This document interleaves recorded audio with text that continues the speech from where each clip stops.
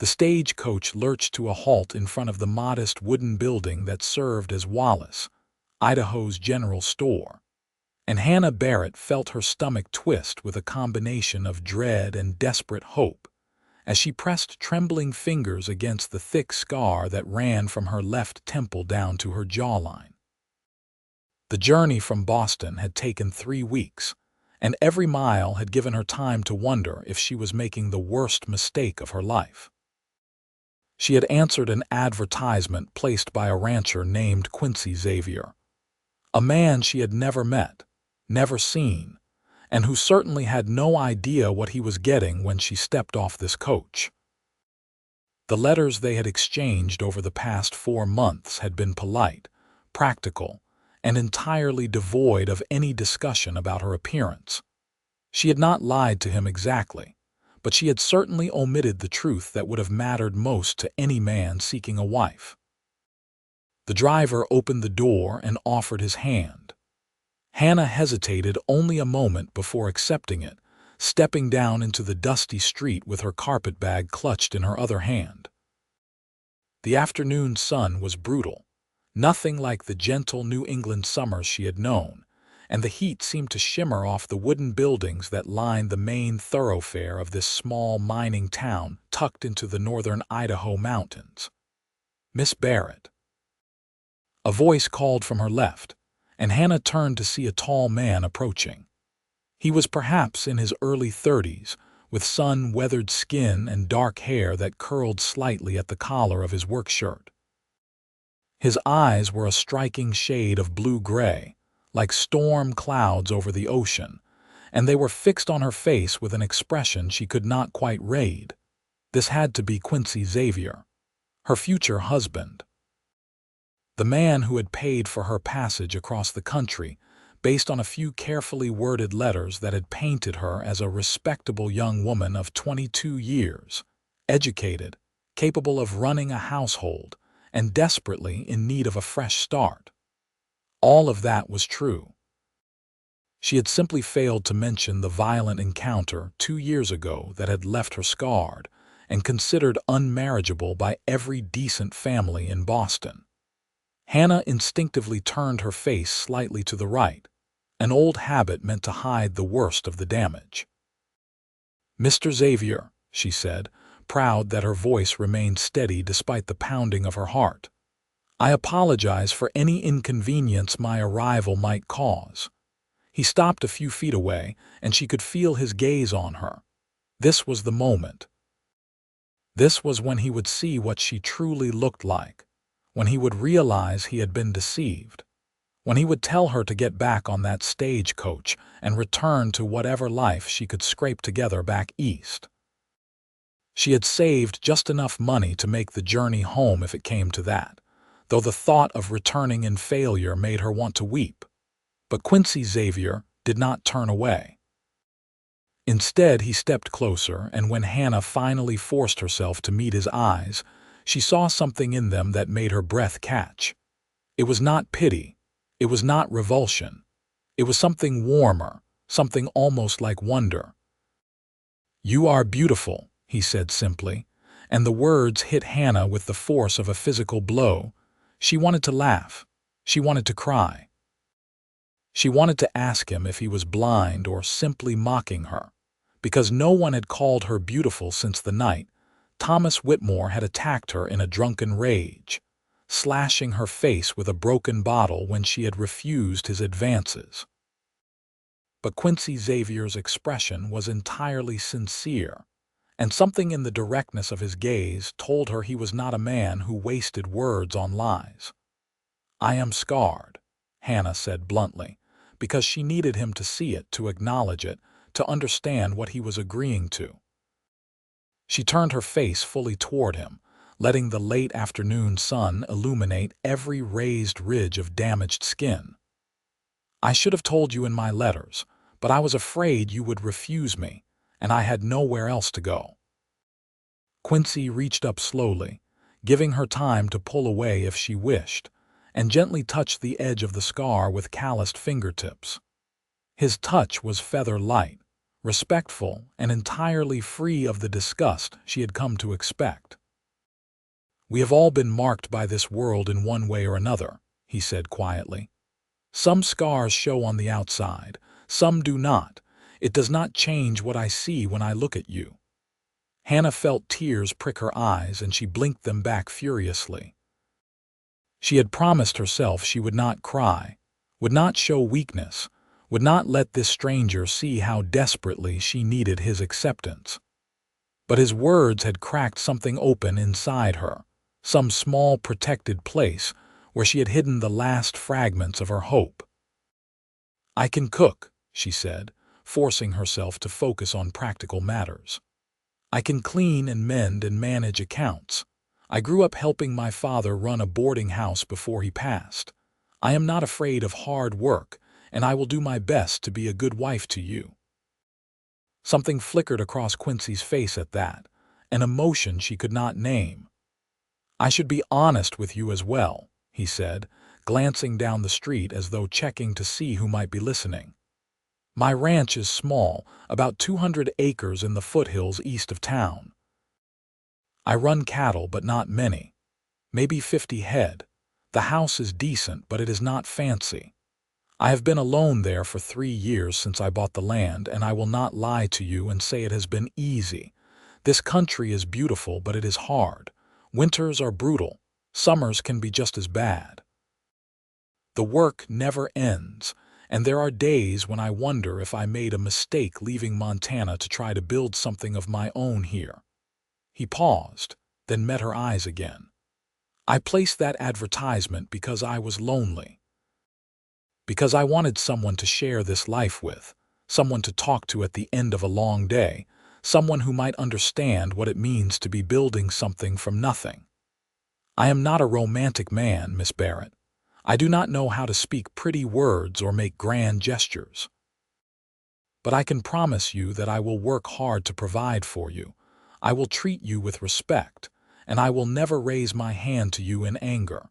If you are willing to give this a chance, then I am as well." Hannah studied him carefully, trying to see past the weathered exterior to the man beneath. She knew nothing about ranching, nothing about Idaho, nothing about this life he was describing.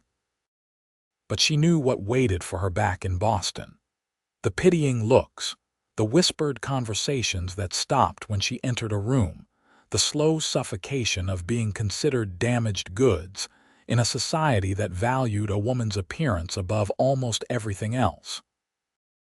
At least here in this wild mountain town so far from everything she had ever known, she had a chance to be something more than her scar. "I am willing," she said, and felt the weight of that decision settle over her like a cloak. Quincy nodded, and a small smile tugged at the corner of his mouth. It transformed his face, softening the hard lines and making him look younger, less careworn. "Then let us get married before you change your mind. The preacher is just down the street, and I suspect he will be happy to perform the ceremony. We do not get many weddings in Wallace." They were married less than an hour later in a small church that smelled of pine sap and wood smoke. The preacher, a kindly older man named Reverend Miller, asked no questions about the haste or the circumstances. He simply read the traditional words while Hannah and Quincy stood side by side. And when it came time for Quincy to kiss his bride, he leaned forward and pressed a chaste kiss to her cheek, carefully avoiding the scarred side of her face in a gesture that was somehow both thoughtful and heartbreaking. Afterward, Quincy took her to the general store and insisted she purchase whatever supplies she thought she might need. Hannah was careful not to take advantage, selecting only the basics: fabric for new dresses, thread, needles, a few cooking implements that Quincy admitted he did not own, and a warm shawl for the coming autumn.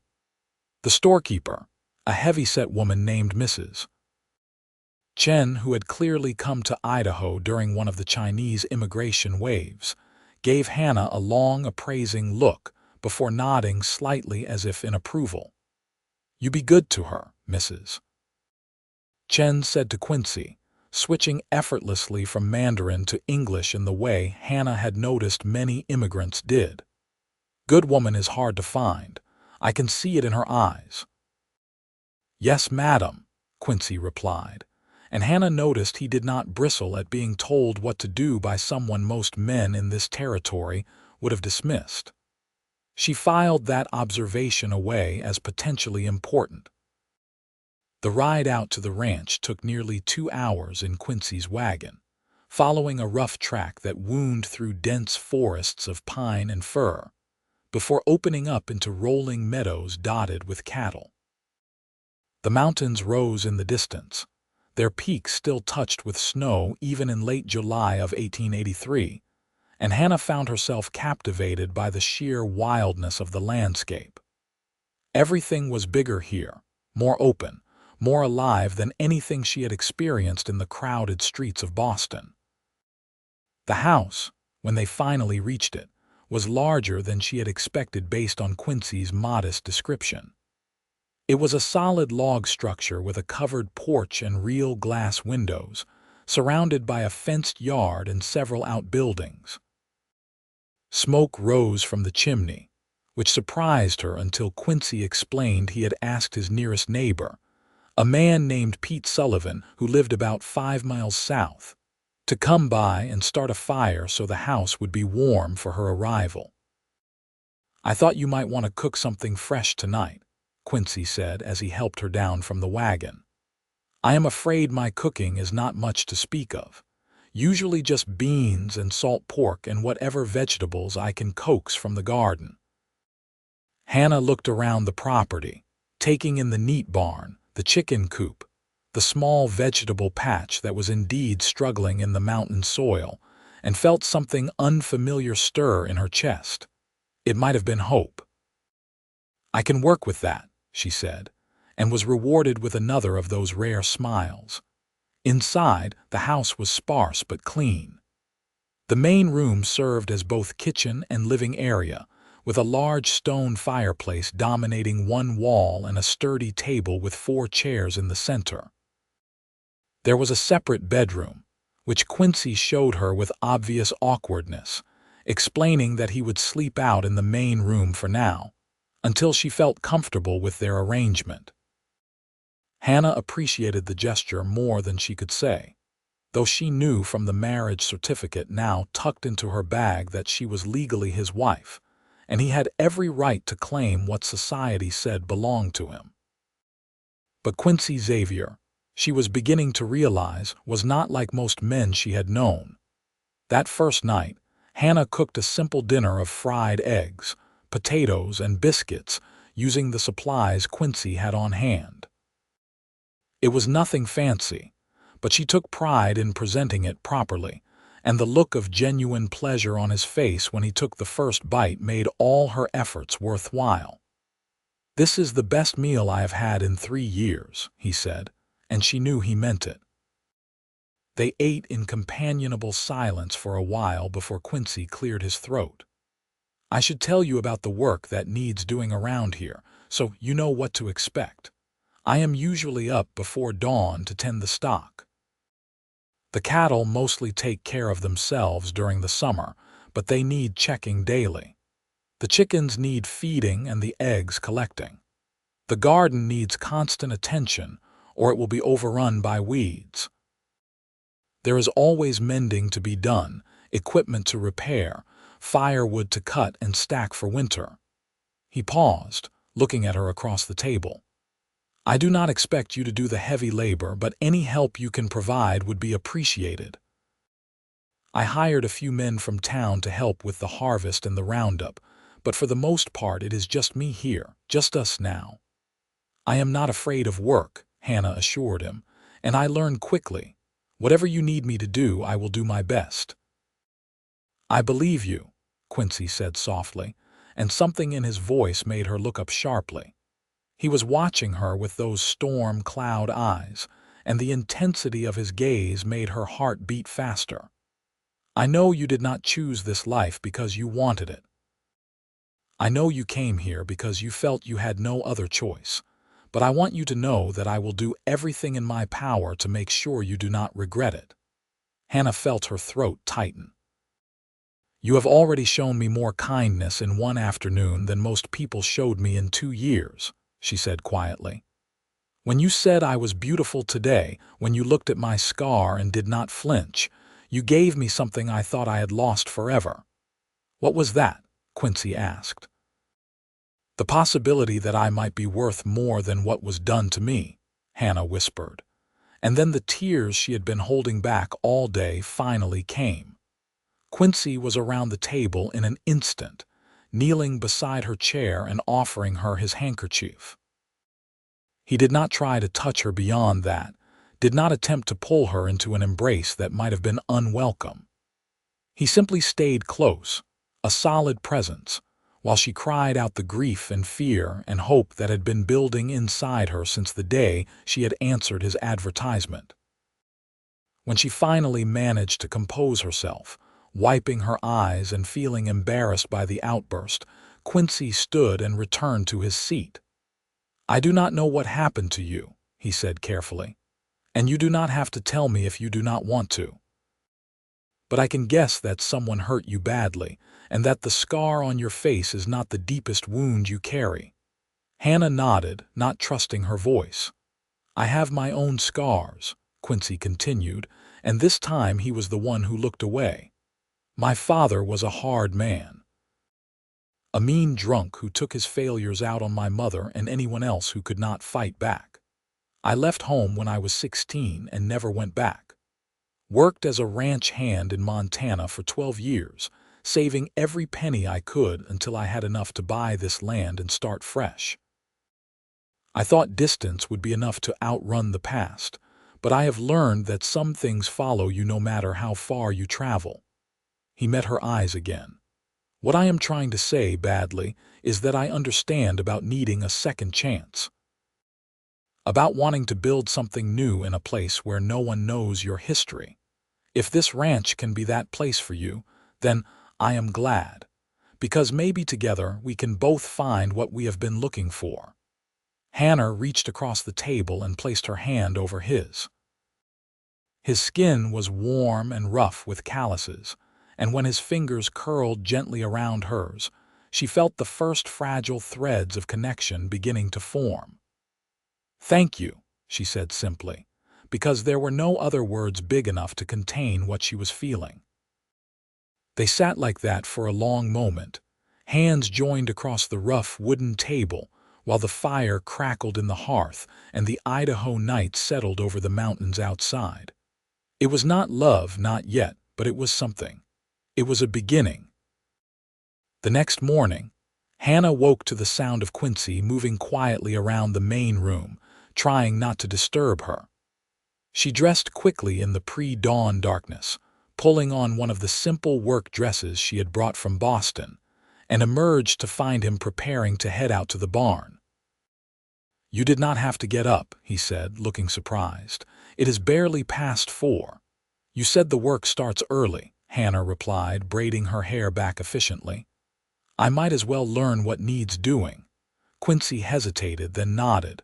"Dress warm. The mornings are cold even in summer." He was not exaggerating. Hannah wrapped herself in her shawl and followed him out into a world turned silver with frost. The air was so clean and sharp it almost hurt to breathe, and the stars overhead were brighter than anything she had ever seen in the city. Quincy moved with easy confidence through the pre-dawn gloom, and Hannah hurried to keep up as he led her to the barn. The cattle were already stirring, their breath creating clouds of vapor in the cold air. Quincy showed her how to check them for injuries or illness, explaining the subtle signs to watch for, and Hannah listened carefully, committing everything to memory. Then they moved on to the horses, 3 sturdy animals that Quincy clearly cared for deeply, and finally to the chickens, who squawked indignantly at being disturbed so early. By the time they returned to the house for breakfast, the sun was rising over the mountains, painting the sky in shades of gold and pink that took Hannah's breath away. She cooked oatmeal and coffee while Quincy brought in firewood, and they ate quickly before heading back out to tackle the endless list of chores that came with running even a small ranch. The days quickly fell into a rhythm. Hannah learned to milk the cow Quincy kept for fresh dairy, to collect eggs without getting pecked by the temperamental hens, to tend the struggling garden with a determination that eventually coaxed better growth from the stubborn mountain soil. She learned to read the weather by watching the clouds over the peaks, to tell time by the position of the sun, to recognize the different bird calls that marked the passing hours. Quincy was patient with her mistakes and generous with his praise when she succeeded. He never once made her feel inadequate or foolish, even when she accidentally left the gate open and 3 chickens escaped, requiring an hour-long chase to recapture them. Instead, he helped her herd the birds back to their coop, and they ended up laughing together at the absurdity of 2 grown adults being outwitted by chickens. It was the first time Hannah had laughed, really laughed, since before the attack, and the sound surprised her so much that she stopped mid-chase, one hand pressed to her mouth. Quincy stopped too, looking at her with concern. "Are you all right?" "I had forgotten what that felt like," Hannah said wonderingly. "Being happy." Something shifted in Quincy's expression, a softening that made him look almost vulnerable. "Then I hope we can find more reasons for you to laugh," he said quietly, and Hannah felt warmth bloom in her chest that had nothing to do with the summer sun. As the weeks passed, Hannah began to notice small changes in their relationship. Quincy started lingering over breakfast, talking about his plans for the day or asking her opinion on matters related to the ranch. He brought her wildflowers from the meadow, presenting them awkwardly as though unsure of the gesture. He taught her to ride the gentlest of the horses, a mare named Daisy, so she could explore the property on her own. And Hannah found herself looking forward to his return each evening, found herself watching the trail for his familiar figure, found herself caring about the small details of his life in ways that surprised her. She learned that he preferred his coffee black and strong, that he had a habit of running his hand through his hair when he was thinking, that he hummed tunelessly when he was content. She learned that he was kind to animals and fair with the hired hands who came to help with the heavier work, that he kept his word once given, that he treated her with a respect that never wavered. She also learned that he was lonely, desperately so, and that her presence in his life meant more to him than he could easily express in words. It was nearly 2 months after her arrival when things between them finally changed. They had spent the day working together to repair a section of fence that had been damaged by a fallen tree, and by the time they returned to the house, both were exhausted and dirty. Hannah heated water for baths, and they took turns washing in the tin tub Quincy dragged in front of the fire. When it was Hannah's turn, Quincy retreated to the barn to give her privacy, and she luxuriated in the hot water, washing away the grime and sweat of the day. She was drying her hair by the fire, wearing only her nightgown, when Quincy knocked softly at the door. "It is safe to come in," she called, pulling her shawl around her shoulders. He entered, his own hair damp from washing at the pump outside, and stopped when he saw her. The firelight played across his features, and Hannah was struck by how handsome he was when he was not hiding behind the careful mask of politeness he usually wore. "I should say good night," he said, but he did not move toward his bedroll in the corner. "Or you could stay," Hannah heard herself say, and was as surprised by the words as he appeared to be. "Hannah," Quincy said carefully, and she could hear the longing and the restraint warring in his voice. "I do not want you to feel obligated. I know this marriage was born of necessity, not choice. I will not pressure you into something you are not ready for." Hannah stood and crossed to where he stood. She took his hand, feeling the familiar roughness of his calluses, and placed it against her cheek, right over the scar she had spent 2 years hiding. "I am ready," she said softly. "I trust you, I care for you, and I think maybe I am beginning to love you." Quincy's breath caught. "I know I love you," he said, his voice rough with emotion. "I think I have loved you since the moment you stepped off that stagecoach, so brave and scared and beautiful. I did not think it was possible to fall in love with someone so quickly, but every day with you has shown me something new to admire." He cupped her face gently with both hands, his thumbs tracing the line of her jaw with infinite care. "You are strong and smart and funny. You work harder than anyone I have ever known. You face each new challenge without complaint. You have made this house feel like a home, and when you smile, it is like the sun coming out after a storm." Hannah felt tears slip down her cheeks, but these were happy tears, tears of relief and joy and the overwhelming realization that she was truly wanted, truly valued for exactly who she was. "Kiss me," she whispered, and Quincy lowered his head to capture her lips with his own. The kiss was gentle at first, tentative, as though he was afraid she might break.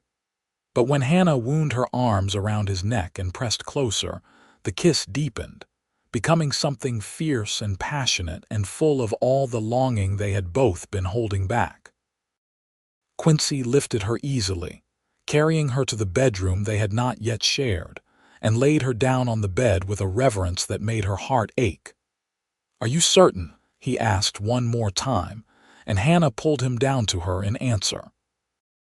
They came together slowly, tenderly, learning the contours of each other's bodies with patient hands and whispered words. Quincy was gentle with her, attentive to her responses, and when Hannah gasped his name, he held her close and murmured endearments against her skin. Afterwards, they lay tangled together, and Hannah felt truly safe for the first time in years. "I never thought I could have this," she said quietly, her head resting on his chest. "I thought that man took it from me when he gave me this scar. I thought no one would ever want me again." Quincy tightened his arms around her. "Then he was a fool, and you are well rid of him. You deserve every happiness, Hannah, and I intend to spend the rest of my life making sure you have it." As autumn painted the mountains in shades of gold and crimson, Hannah and Quincy settled into their life together with the ease of two people who had found exactly what they needed in each other. The work did not get easier, but it became more bearable when shared. The lonely evenings became opportunities for conversation and quiet companionship. The small triumphs, like the first successful harvest from the expanded garden or the birth of a healthy calf, became celebrations. In October, Pete Sullivan and his wife Martha came for dinner, and Hannah experienced her first real social gathering in her new home. She had been nervous about meeting the neighbors, worried about how they might react to her scar, but Martha had simply clasped her hand warmly and said, "It is so good to see Quincy with someone who makes him happy. He has been alone too long." The evening had been full of laughter and good food, and when the Sullivans finally departed into the crisp autumn night, Quincy had pulled Hannah into his arms and kissed her soundly. "You were perfect," he said. "They adored you." "They adore you," Hannah corrected. "I am just lucky enough to be married to you." Winter came early and hard, just as Quincy had warned. The snow began in November and did not stop until the mountains were buried under several feet of white. The cattle had to be brought closer to the ranch buildings and fed hay that Quincy had spent the summer cutting and storing. The chickens refused to leave their coop. The world shrank to the small circle of warmth they could maintain around the house and barn. But Hannah found she did not mind the isolation. The long winter evenings gave her and Quincy time to talk, to read aloud from the few books they owned, to simply be together. They played cards and checkers. They planned improvements for the ranch come spring. They made love by firelight and fell asleep in each other's arms while the wind howled outside. It was during one of those long January nights that Hannah told Quincy the full story of what had happened to her in Boston. She told him about Thomas Whitmore, the son of a prominent family who had decided Hannah would be his mistress whether she agreed or not. She told him about the night he had cornered her in the alley behind her father's boarding house, about his rage when she fought back, about the bottle he had smashed and used to slash her face. She told him about the trial where his family's money and influence had ensured he received only a token fine, while she had been left scarred and ruined in the eyes of society. "I wanted to die," she said quietly, lying in Quincy's arms. "For months after, I could not look at myself in the mirror. I could not bear the pity I saw in everyone's eyes. And then I saw your advertisement, and I thought maybe, just maybe, I could find a place where I could start over. I never imagined I would find you."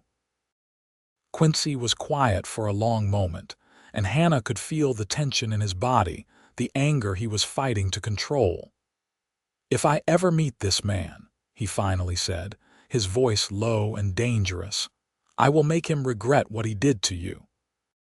"He does not matter anymore," Hannah said, and realized it was true. Thomas Whitmore and his cruelty had no power over her here, in this place she had made her own, with this man who loved her. "I used to think that scar defined me, but you taught me that I am so much more than what was done to me. You saw me as beautiful when I could not see it myself. You gave me back my life." "You did the same for me," Quincy said fiercely. "I was half dead when you arrived, just going through the motions of living. You brought joy back into my world. You made me remember why I wanted to build this place. You gave me a reason to hope for the future." Spring arrived late, but when it finally came, it transformed the landscape into something magical. Wildflowers carpeted the meadows in every color imaginable. The cattle grew fat on the new grass. The garden, benefiting from Hannah's improved skills and Quincy's patient instruction, flourished as it never had before. In April, Hannah realized her monthly courses had not come, and when the pattern continued into May, she shared the news with Quincy over breakfast one sunny morning. "I think I am with child," she said, watching his face carefully for his reaction. Quincy's fork clattered to his plate. For a moment he simply stared at her, and then a smile broke across his face like sunrise. "Truly?" he asked, his voice thick with emotion. "Truly," Hannah confirmed, and found herself swept up into his arms, lifted off her feet and spun around while Quincy laughed with pure joy. "We are going to have a baby," he said wonderingly, setting her down gently as though she might break. "Hannah, we are going to be parents. Are you happy?" she asked, though his reaction had made the answer obvious. "Happy does not begin to cover it," Quincy said, cupping her face in his hands and kissing her tenderly. "You have given me everything I ever wanted and more than I ever dreamed possible. I love you so much." The pregnancy progressed smoothly through the summer months. Quincy became almost comically protective, insisting Hannah rest more and refusing to let her do any heavy lifting. He brought her treats from town, special items he thought she might crave. He talked to her growing belly, telling their unborn child stories about the ranch and the mountains and all the adventures they would have together. Martha Sullivan became a frequent visitor, bringing advice and hand-me-down baby clothes from her own 5 children. She taught Hannah about childbirth and what to expect, and promised to be there when the time came. The bond between the two women deepened into genuine friendship, and Hannah marveled at how different her life was now compared to the lonely, isolated existence she had known in Boston. In late December, during a brief warm spell between snowstorms, Hannah went into labor. Quincy rode through the treacherous conditions to fetch Martha and the doctor from Wallace, and then paced the main room like a caged animal while the women worked. Hannah labored through the night and into the next morning, and when the baby finally arrived, the sound of an infant's cry filled the small house. "It is a boy," Martha announced, emerging from the bedroom with a tired but radiant smile. "A healthy baby boy, and Hannah is doing well." Quincy was in the bedroom before Martha finished speaking, dropping to his knees beside the bed where Hannah lay exhausted but glowing. In her arms was a tiny bundle wrapped in soft blankets, and when she pulled the fabric back to show him their son, Quincy felt tears stream down his face unchecked. "He is perfect," Quincy whispered, reaching out to touch the baby's impossibly small hand. Tiny fingers wrapped around his thumb, and he felt his heart expand in a way he had not known was possible. "You are amazing. Thank you for this gift. What should we name him?" Hannah asked, studying their son's scrunched-up face with wonder. They had discussed names throughout the pregnancy but never settled on anything definite. Now, looking at their child, Quincy said, "What about James, after your father?" Hannah's eyes filled with tears. Her father, James Barrett, had died the year before her attack, and she had missed him terribly throughout her ordeal. To honor his memory this way meant more to her than Quincy could know. "James Xavier," she said softly. "It is perfect." Young James proved to be a healthy, happy baby who seemed content with ranch life from the start. He rarely cried, seeming to find the sounds of the animals and the outdoors soothing. As he grew, he became the center of his parents' world, though they were careful to maintain the connection between themselves as well. The ranch prospered over the following years.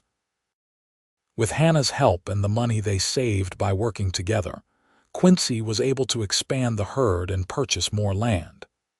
They hired a permanent hand, a young man named David Chen, who was Mrs. Chen's nephew, and proved to be hardworking and trustworthy. The improvements to the property continued steadily, and the ranch became known throughout the territory as one of the most well-run operations in the region. When James was 3, Hannah became pregnant again.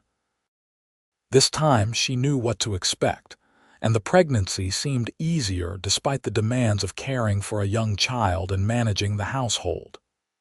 In the spring of 1888, she gave birth to a daughter they named Grace, after Quincy's mother who had died when he was young. Grace had her mother's dark hair and her father's blue-gray eyes, and she was doted on by both her parents and her older brother. James took his role as big brother seriously, always watching over his little sister with the protectiveness that would characterize their relationship throughout their lives. As the children grew, the house rang with laughter and noise. There were scraped knees to bandage and tears to soothe, reading lessons to teach and chores to assign. Hannah found that motherhood suited her in ways she had never anticipated, and watching Quincy with their children never failed to fill her with love and gratitude for the life they had built together. One evening, when James was 7 and Grace was 4, the family sat together on the porch watching the sunset paint the mountains in shades of purple and gold. The children were playing with a litter of kittens that had been born in the barn, and Quincy had his arm around Hannah's shoulders, holding her close. "You ever regret it?" Hannah asked quietly. "Marrying me, taking on a scarred mail-order bride you had never met?" Quincy turned to look at her, genuine surprise on his face. "How could you even ask that? Marrying you was the best decision I ever made. You and the children are everything to me." "I know," Hannah said, leaning into his warmth. "But sometimes I still cannot quite believe this is real. That I am this happy, that I have all of this." "Believe it," Quincy said, kissing her temple. "This is real, this is ours. And I thank God every day that you answered that advertisement, that you were brave enough to travel halfway across the country to take a chance on a lonely cowboy you had never met." Hannah reached up to trace the scar on her face, the mark that had once defined her entire existence. Now it was simply a part of her history, no more significant than any other aspect of her appearance. "You told me I was beautiful," she said. "That first day when I was so afraid you would send me away. You looked at this scar and said I was beautiful." "You are beautiful," Quincy said firmly. "You were then and you are now, and you will be when we are old and gray. That scar is part of your story, part of what made you strong enough to start over, brave enough to build this life. How could I see it as anything but beautiful?" "I love you," Hannah whispered, and the words still carried the same weight they had the first time she had spoken them. "I love you too," Quincy replied. "Always have, always will." The years continued to pass in a steady rhythm of seasons and milestones. James grew into a responsible young man who loved the ranch as much as his father did. Grace developed a talent for numbers and helped her mother manage the ranch accounts with impressive skill. The operation continued to expand and prosper, earning Quincy a reputation as one of the most successful ranchers in the Idaho Territory. In 1892, when Hannah was 31 and Quincy was 40, they welcomed their third and final child, a son they named Thomas. Hannah had worried about using that name given her history, but Quincy had pointed out that they were reclaiming it, giving it new meaning in the context of their family. Thomas grew up knowing nothing of the man who had once borne that name and hurt his mother. He only knew that he was deeply loved and valued, just like his siblings. As Idaho prepared for statehood, which came in 1890, the Xavier family became respected members of their community. Quincy served on the local Cattlemen's Association. Hannah helped establish a school in Wallace and served on its board. They were invited to dinners and dances, to church socials and community gatherings, and Hannah's scar was simply accepted as part of who she was, not the defining characteristic it had been in Boston. There were challenges, of course. Harsh winters that took a toll on the herd, a summer drought that nearly ruined them, the constant physical demands of ranch work as they aged, but they faced each obstacle together, and their partnership only grew stronger with time. One autumn evening, 20 years after Hannah had first arrived in Wallace, she and Quincy sat on their porch watching their grown children work together to bring the cattle in for the winter. James was 20, tall and strong, and engaged to a sweet girl from town. Grace was 17, smart and capable and planning to attend the new university in Boise. Thomas was 8, full of energy and curiosity and determined to be just like his father. "We did well," Quincy said quietly, his hand finding Hannah's as it always did. They were both graying now, their faces lined by years of sun and hard work, but the connection between them remained as strong as ever. "We did," Hannah agreed, watching her children with pride. "Sometimes I think about that frightened girl who stepped off the stagecoach in 1883. She had no idea what she was getting into." "Neither did the lonely cowboy who met her," Quincy said with a smile. "I thought I was just getting a practical arrangement, someone to cook and clean and help with the work. I had no idea I was getting my soulmate." Hannah turned to look at him, this man who had seen past her scar to the woman beneath, who had loved her when she could not love herself, who had built a life and a family with her in this wild, beautiful place. "You gave me everything," she said softly. "Hope when I had none. Love when I thought I was unlovable. A home when I was lost. Children when I thought I would never have them. A purpose when I had given up on finding one." "You gave me the same," Quincy replied, lifting her hand to his lips and pressing a kiss to her knuckles. "Everything I have, everything I am, everything that matters is because of you. You took a half-built ranch and made it a home. You took a lonely man and gave him a family. You took my dreams and made them reality." As the sun set behind the mountains and their children's laughter drifted across the yard, Hannah reflected on the journey that had brought her here. The pain of the past had not disappeared, but it had been transformed into something else, something that gave her strength rather than taking it away. Her scar was a reminder not of what had been taken from her, but of what she had survived, what she had overcome, what she had built from the ashes of her old life. The years continued to flow by like water in a mountain stream. James married his sweetheart and built his own house on the northern section of the ranch, eventually taking over more and more of the day-to-day operations as Quincy's back and knees began to protest the hard physical labor. Grace went to university as planned, studying to become a teacher, and eventually returned to Wallace to run the school her mother had helped establish. Thomas grew into a thoughtful young man with a gift for training horses, establishing a side business breeding and selling quality mounts throughout the territory. Hannah and Quincy gradually transitioned from active ranch management to advisory roles, spending more time with their grandchildren, who began arriving with pleasing regularity. James and his wife Sarah had 4 children. Grace married a banker from Boise and had 3. Even Thomas eventually settled down with a rancher's daughter from the next county and started a family of his own. The house that had once seemed so quiet and empty was now filled with noise and love whenever the family gathered, which was often.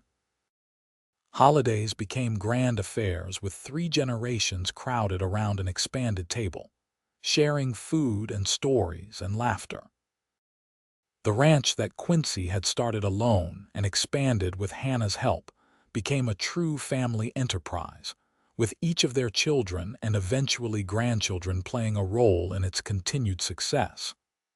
On their 30th wedding anniversary, the entire family gathered for a celebration. Hannah was 52 now, her hair more silver than brown, her face lined with the marks of a life well lived. Quincy was 60, his once dark hair completely gray, his body bearing the aches and pains of decades of hard work. But when he looked at his wife across the room full of their descendants, his eyes still held the same warmth and love they had shown that first day in Wallace. After dinner, when the children and grandchildren were occupied with games and conversation, Quincy took Hannah's hand and led her out to the porch where they had spent so many evenings over the years. The mountains rose in the distance, unchanged by the passage of time, eternal and beautiful. 30 years, Quincy said wonderingly. Sometimes it feels like yesterday, sometimes it feels like forever, but every single day has been a gift, even the hard ones. Hannah teased gently, thinking of the struggles they had faced, the losses they had endured, the challenges that had tested them.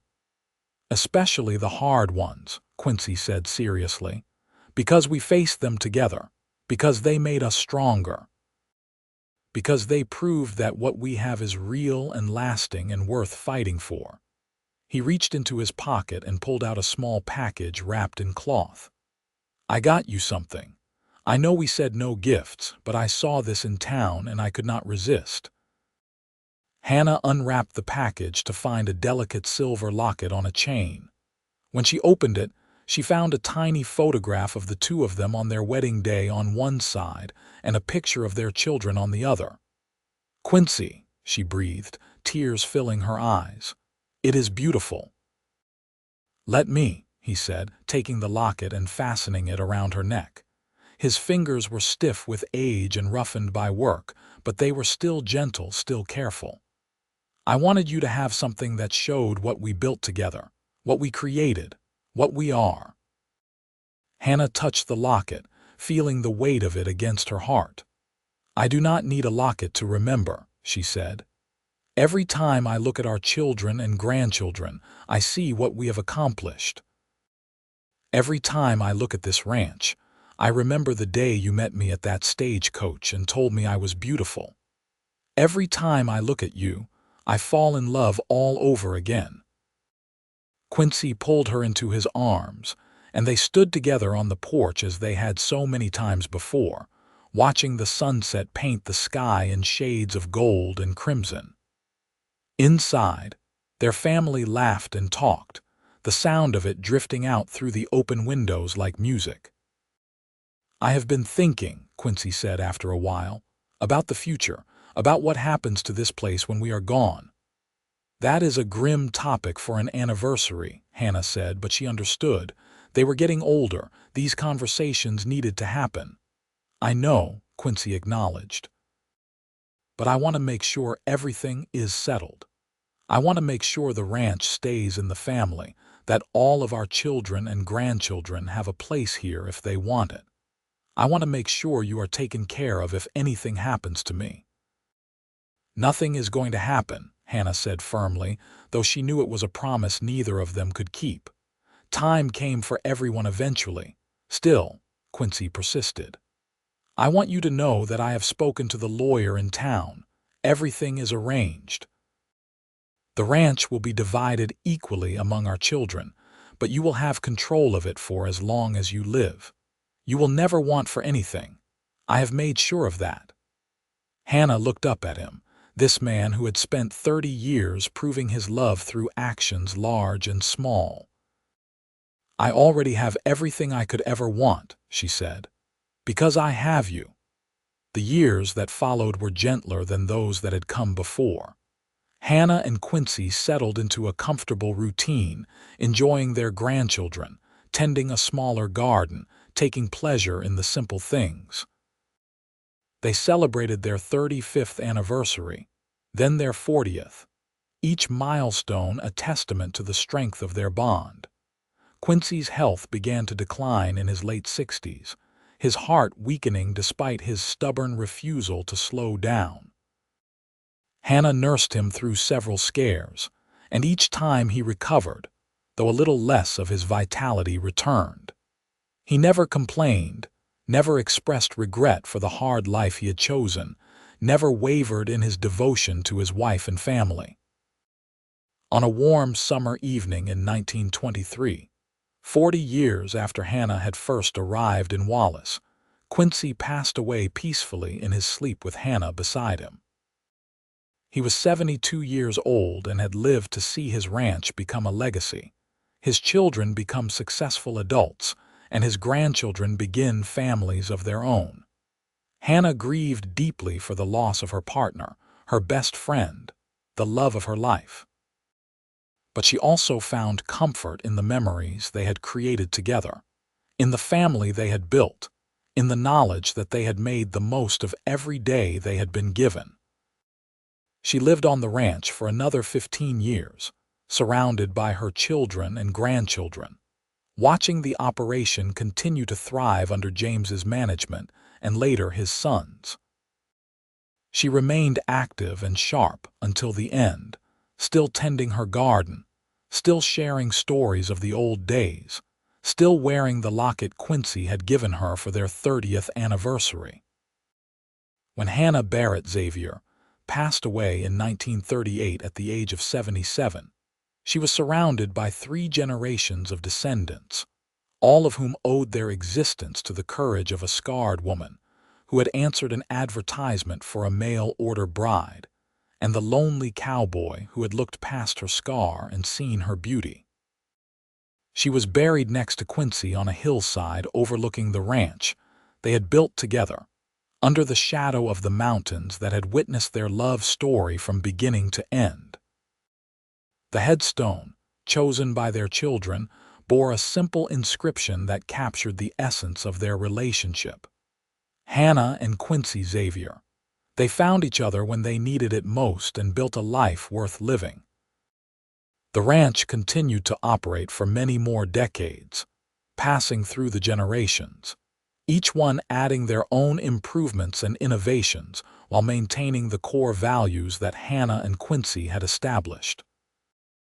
The original house was preserved and eventually turned into a family museum, filled with photographs and artifacts that told the story of how it all began. And sometimes, on quiet summer evenings when the light is just right, those who live on the ranch say they can see two figures on the porch of the old house, sitting close together, watching the sunset over the mountains they loved. Whether it is memory or imagination or something more, it serves as a reminder that true love, the kind that is built on respect and trust and seeing the beauty in another person's soul, is strong enough to transcend time itself. The story of the mail-order bride with a scar and the lonely cowboy who called her beautiful became a family legend, passed down through the generations as a reminder that appearances can be deceiving, that courage can take many forms, and that sometimes the greatest love stories begin with the simple act of seeing another person for who they truly are rather than what they appear to be. Hannah had arrived in Wallace in 1883 as a damaged, desperate woman seeking refuge from a society that had rejected her.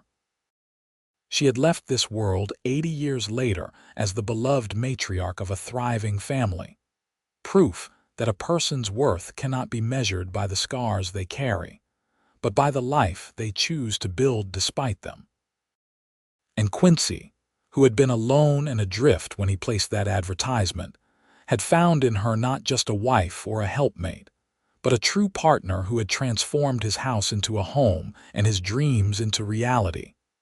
Their love story was not filled with grand gestures or dramatic declarations.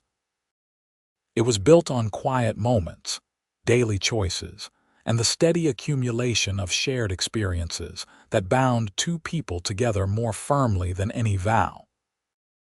It was a love forged in the honest work of building a life together, tested by hardship and strengthened by triumph, and ultimately proven by the legacy they left behind. As the 20th century progressed, and the world changed in ways Hannah and Quincy could never have imagined, the ranch they established remained a constant, a touchstone for their descendants, a physical reminder of what could be accomplished when two people committed themselves fully to each other and to a shared vision of the future. The mountains still rose in the distance, the cattle still grazed the meadows, and the house still stood solid and strong, just as the love between Hannah and Quincy had stood solid and strong through 4 decades of marriage. And somewhere in the records of Wallace, Idaho, there remained a marriage certificate dated July 1883, bearing the names of Quincy Xavier and Hannah Barrett, marking the moment when a lonely cowboy and a scarred mail-order bride had taken a chance on each other and found everything they had ever wanted: